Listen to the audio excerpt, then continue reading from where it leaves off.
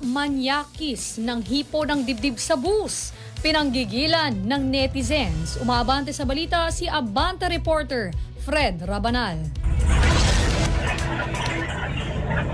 Sorry na lamang ang nasabi ng isang manyakis sa bus matapos itong maispatang ng hihipo. Sa isang viral video online, makikita ang isang bebot na may katabing lalaki sa pampasaherong bus. Dito ay ipinakita ng bebot ang kamay ng kanyang katabi na pasimpleng humahawak sa dibdib nito. Nang magsalita ang bebot at itinapat ang kamera sa mukha ni Kuya, ay tila nahiya naman ito at pilit umiiwas ng tingin. Makailang saglit lamang ay humingi ito ng dispensa sa bebot at saka umalis.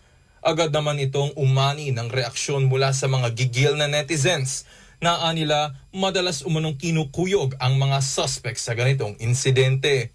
Paalala nila lalo na sa mga kababaihan, isumbong ito sa konduktor upang ibaba ang ganitong mga pasahero sa presinto.